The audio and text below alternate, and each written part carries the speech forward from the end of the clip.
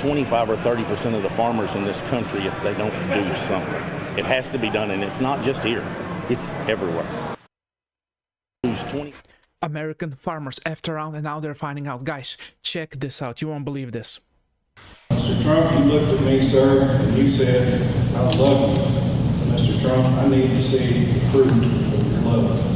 Farmers in crisis, a line way out the door of the Woods Chapel Baptist Church in Brooklyn as hundreds of farmers from not only northeast Arkansas, but from across the state came to voice their concerns about the current state of farming. Representatives from U.S. Congressman Rick Crawford, U.S. Senator Tom Cotton, and U.S. Senator John Boozman's offices were in attendance to hear those concerns. Among those farmers in attendance was a farmer in Woodruff County, Chris King. He told me this was his 39th harvest, and he has never seen it as bad as this. And I've never been as worried as I am now about whether or not my kids and grandkids will be able to carry on. For King, the main problem starts with the fact that they can't sell for profit. I just would like to see somebody help us get our markets back. We need our exports, and we just need to be paid for what we do. And that's not happening. And we're in real trouble. But that is not the only issue. King's wife, Melissa King, and farmer in Biggers, Arkansas, Scott Brown, said they are struggling to afford the cost that is needed just to take care of the farm. The prices that we're getting now are prices like they were when we were children, and what it costs for us to farm is astronomical now. I mean, the price of a combine when we were kids was, in the 20,000s, and now it's 100,000.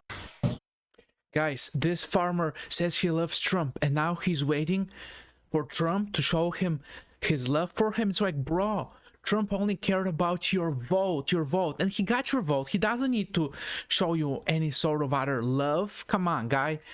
I mean, come on. Trump has screwed you so many different times, and now you're waiting for him to love you back. I mean, come on. Oh, and let's talk about the tariffs, guys. Check this out. Brown, there is something that rounds out all the issues that they are facing, the tariffs. I think the tariffs are the ice cream on the cake of a perfect storm. When you try to sell a product, okay, U.S. soybeans leaving New Orleans without the tariff to China are cheaper than Brazilian soybeans at the current market. But when you put the tariff on top of them, Brazilian beans are cheaper. So how can this be fixed? In the short term, they have no choice but to mail us a check. I don't know a farmer that likes the check program. Nobody wants to take taxpayer dollars, but nobody wants to go broke. Nobody wants to lose everything. Long term, we have to have options, markets, and places to sell our product. Now, Brown. Guys, who pays the tariffs? We pay the tariffs. The farmers are paying the tariffs, and now no one wants to import what the farmers are producing. You know why? Because of the tariffs, because now it's more expensive. Now it's cheaper for China to buy soybeans from Brazil. Before it wasn't.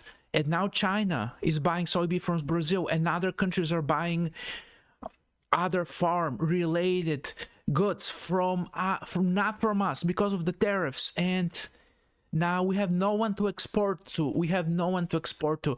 So as I said, F around and find out. And these farmers, this Trump FAFO, now it's in full swing. Take a look at this video.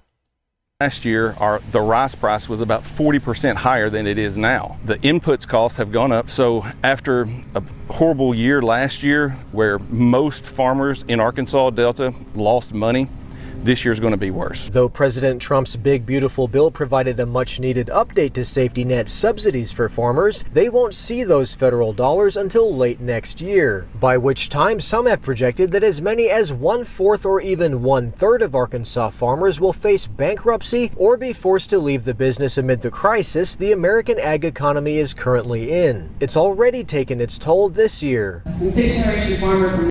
Last year, Well, if 1/3 or 1/4 of Arkansas farmers go bankrupt, I mean, it's their fault, isn't it? I mean, they have to pull themselves up by their bootstraps now. I have one more video for you. There's no emergency funding this year. There will be 1 out of 3 farmers will file bankruptcy. Their cries for help did not appear to fall on deaf ears. We're going to take your message. We're going to get it back to D.C. We're going to do everything we can to get you the help you need. Until the federal government steps in to save them, farmers have no one to turn to but God. There's no emergency. Guys, they're praying to God, but which God? Is Trump their God? Is Trump gonna hear their calling and be like, okay, I will save you, I will save you? No, their God, their Trump will not do anything. Now all they have is their regret for voting for Trump, who screwed them over. Guys, I'm gonna read these YouTube comments on the video. These are the comments. One user says, turns out farmers do like socialism, just not for those people. And by those people, I mean, we all know what he means. He means minorities. So farmers do like bailouts. Farmers do like subsidies, but only for themselves. They say pull yourself up by your bootstraps, but only for others, for the minorities. But when it comes to themselves, socialism for farmers, bootstraps for everyone else. I mean, who could have seen that coming? Check out some more comments.